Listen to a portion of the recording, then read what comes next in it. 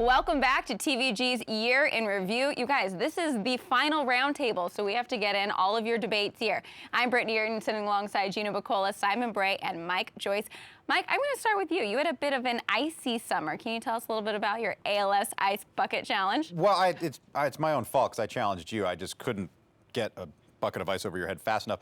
The ALS Challenge, everyone saw it. We're pouring ice buckets over our heads for a good cause. And you called me out because you were called out. And I had the honor of pouring the ice bucket on your head with our good friend Megan Carava, who was our production assistant all summer. So, yes, and you girls got me back with 3 buckets. It was frigid. It was cold. You didn't even think that we had 3 buckets on you. You're like, was that all 3 of them? We could go get another few buckets of ice for you. I'm a glutton for punishment. Yes, I did want more. But it was for a good cause, but it was a lot of fun. It was a whole lot of fun. But you also interviewed Bo Derek after she got completely demolished by, I think, 7 buckets she might have had. Yeah, Victor Espinoza was part of that, right? That's called the slow burn. Yeah. He went real slow. And I thought she was going to pass out in the winner's circle. She was an absolute trooper and literally took it on the head, but wow, that looked painful. I had 3 buckets, but what she had to endure was far worse. And then she was gracious enough to give us an interview afterwards as she was shivering and frozen. The only disappointment about that whole ordeal was that she called out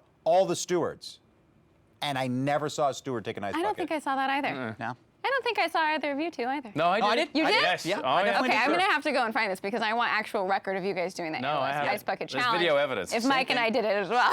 Same thing, video evidence online, yeah, absolutely. You had a poor wardrobe choice, though. You wore white pants. No, I didn't. I would never wear, that would be a bad choice. Bo Derek wore white pants. That would have She been, wore white pants. I knew somebody wore white pants. That would have been all over Twitter if I wore white pants in an ALS Ice Bucket Challenge. But it didn't happen. Anyways, so that was a really fun summer at Del Mar, but it's been an incredible year, especially for the 3-year-old. Simon, let's talk about that 3-year-old crop. Yeah, I think it's one of the best 3-year-old crops we've seen in quite some time. And in part, that's because I think the older horses are such a weak group this year. We didn't see a true standout handicap horse. But to back up the evidence, the Breeders' Cup Classic, the first 6 home with 3-year-olds. The Clark Handicap, the first 3 home with 3-year-olds. The TVG Pacific Classic, there are only 2 3-year-olds in that race. Awesome Again? Yeah, they ran Jockey 1-2. Club Gold Cup? Awesome Again. Jockey Club Gold Cup with Toneless. So while the 3-year-old crop was very good, I think it's at the demise of the older horses. But going forward, this 3-year-old crop, the majority of them are going to be running as older horses. So next year, I think we can see an exceptional group of older horses. And the best older horse, Palace Malice, best main track older horse, it looked like. Defection there. He had an injury, went to the sideline after half a year, so that didn't help that division either. Right, exactly. And he was reportedly retired, but he's now coming back into training. So 2015 is going to shape up. There were a lot of injuries to the older horses early on. Horses like Will Take Charge, Game On Dude, who had good starts to the year, Mucho Macho Man. They all came back from such a strong Breeders' Cup in 2013, such a strong Breeders' Cup Classic. And when they started this year, after the first few months, there were so many defections. There were some of the points. There were only 3-year-olds left standing at that point. So, Gino, speaking of 3-year-olds here, I hear you're quite the fanboy to Bayern and Toneless. I mean, I'm a fangirl to a couple of horses. Mystery Train, because he had an awesome haircut, not because he's been running so well. But tell us about your love for those 2. You know, in horse racing, it's such a what have you done for me lately sport. You bet a horse, you handicap races, you like a horse, and then they don't run very well, and a lot of times you get off of their bandwagon. But I think it's a little different with 2-year-olds and 3-year-olds when you're kind of focusing in on the Derby. We all have the 2-year-olds or 3-year-olds that we like, and we want to make a good case for them, and then every time that something goes wrong, we want to make an excuse for them. So for me, those 2 that I picked early on in the year on the fantasy horse racing league that I play were Bayern and Toneless. So that's fun. I was in their corner all year long, and every time Bayern threw in a clunker, I was waiting when he got scratched at the San Felipe because he was injured, and he came back. He was 3rd in the Grade 1 Arkansas Derby. People were kind of jumping off of his bandwagon. Then he ran in the Derby trial. He won the race but was DQ'd, and then he didn't run very well in the Preakness. It was after that where we really saw Bayern come into his own with those big monster wins in the Woody Stevens, then the Haskell, the Pennsylvania Derby, and the Breeders' Cup Classic. I mean, he had those freaky good races in him. I was glad we got to see them. I was waiting for them, and then I had to be the bad guy wrestler. I was also a big Toneless fan, and after California Chrome wins the Derby and the Preakness, I was one of the only people who was kind of waiting for Toneless. It was not his fault that he didn't get to run in the Derby, so I didn't want to hold that against him. So everybody was rooting for Chrome to win the Triple Crown. I was one of the few that was rooting for Toneless. I really was, and so I got to see really good efforts from Toneless and Bayern, and I got to see just a great year of 3-year-olds. As we've been talking about it, we're sounding like a broken record, but you don't see groups of 3-year-olds like this. You really don't. So I hope that so many of these 3-year-olds come back next year, as this is the game plan already with a lot of them as 4-year-olds. Also, for you two, have you guys fanboyed over any horses? 2-year-old, 3-year-old, any? No, I really don't jump on board like that. No, I don't get too. Have a little fun with your job this time. Yeah, I do, but I don't get aligned with one horse as much. I just like, I like to see a good horse, but I'm never going to become that super fan of one horse. You are. Yeah. Yeah, we know You're that. not going to be like that lady in the paddock dressed up in purple and green for California Chrome? It's not, no. I don't know. Purple and green would go good for you. It's a good look on me. I've pulled it off. Simon Bray was fanboy for the horses that he trained. Yeah, so There you go. those are all the only horses that are in his heart. And that was a long time ago. I'll buy it. Yeah, I was all over Chrome, but who wasn't? I mean, Yeah. and he's especially because he's stable at Los Alamitos, which has been the track I've frequented the most, and I've done most of my work there since coming to TVG because of all the quarter horse racing I've covered. And since they've gone to that daytime thoroughbred schedule now, and they have so many thoroughbreds there, he was one of the horses. Before he was a star, he was stabled there at Los Al. So he's really like the house horse there. Even though he's never actually raced at Los Alamitos, his last prep before the Kentucky Derby, his last work, I should say, and when he was coming back into training, that's where he's based. So yeah, I was all on board with the Chrome bandwagon. I mean, if I'm really going to put myself out there, Yes. it would be Shared Belief probably, just because.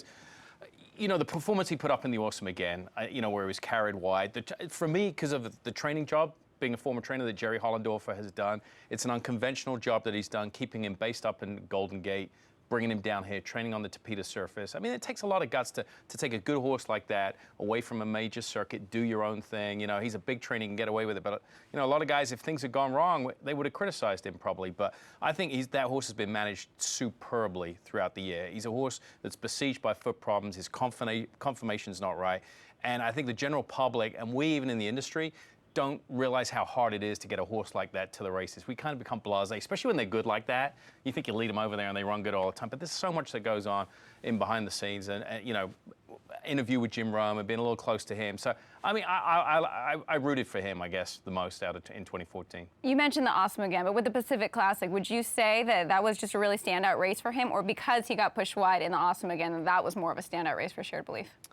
I think what he overcame in the Awesome Again was probably more impressive. He was proven on the synthetics. He had won on the dirt in the Los Alamitos Derby, but I think the trip that he overcame in the Awesome Again, I think it was incredible. I mean, it takes a very tough horse, and he was lightly raced. He didn't have quite the seasoning this year as some of the others did at that stage. To me, that was a tremendous performance. And don't forget, two-time track record holder Fed Biz ran his eyeballs that day. Ran his eyeballs out that day to be second. And that was perhaps the best performance of Fed Biz's career. And Shared Belief still got the best of him. So it's not just the trip, it's also the competition he overcame. So you would probably also say that we didn't see his best performance in the Breeders' Cup Classic. Oh, for sure. Never got a shot. Yeah, no, lost at the start. I think of all the That's a whole nother round. Whole I mean, nother- of all the three-year-olds and of all the horses when it's going to come to end of the year awards, Shared Belief is going to be the horse that gets left out of most of them, and he only ran one bad race when it wasn't his fault. That's the horse who I think a lot of people are going to forget about. He's going to get the short end of the stick. A lot of people are going to have two different answers to these two questions. Who is your horse of the year, and who is the best three-year-old? Because those two things don't necessarily line up. No, not necessarily. There's really no so many wrong things going into it. answer. You can answer that question with California Chrome, and I'm sure many will. You can answer that question with Byron. You can answer that question with Shared Belief. And don't forget about the horses who weren't far behind them. Even the Toast of New York, who was second in the Breeders' Cup Classic. Even the Tonalist, who was fifth and had a really strong three-year-old season. And then Simon mentioned some three-year-olds that we didn't see that came back and ran really well at Churchill Downs, even recently in the Clark. Opportunity and Constitution, who missed some time earlier on in the year. It was just a strong crop of three-year-olds. I have to say that a lot of these horses that we're discussing here are West Coast horses. Do you think, Mike, I'm going to throw this to you, that the 2-year-old, 3-year-old divisions on the West Coast are just surpassing the East Coast? This year, it was a West Coast bias. And not in the media, I just think in the amount of talent with Chrome, Shared Belief, and Byron all being based out here. And just those three names alone. And then I think it's really promising looking toward the 3-year-olds for next year with American Pharaoh, Texas Red, who finished third in the front runner and still comes back to win the Breeders' Cup Juvenile. And then don't forget Dortmund, the up-and-comer for Bob Baffert. We have some really talented 2-year-olds here. And I think we could see, it's very possible we could see the same kind of dominance in the 3-year-old ranks in 2015 that we saw in 2014. And look, being in California, as most of us has been for either our entire lives or our entire racing careers, we don't get the respect from back east. Even with California Chrome winning the Derby and the Preakness, I know Tonalist did win the Belmont, but they still didn't really believe in him. They're like, oh, well, Wicked Strong. I heard as much about Wicked Strong as you did as California Chrome from people on the East Coast. They really don't want to give our horses the credit, and it's been like that for 100 years, and it's never going to change. But after this year, we saw what the 3-year-olds did, and I think we could see more of the same in 2015.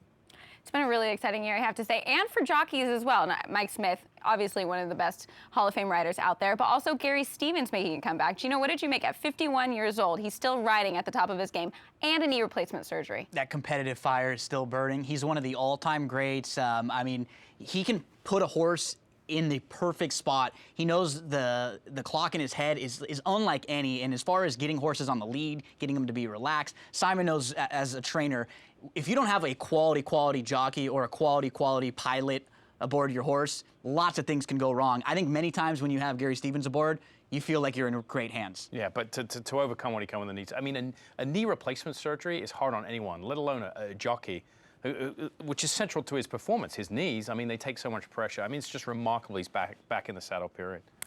Well, that is it for our roundtable discussion. Lots of things to debate, and we probably could have gone on for another few hours. But I've got to hand it over to Todd and Caleb, who are going to discuss their top 10 storylines of 2014.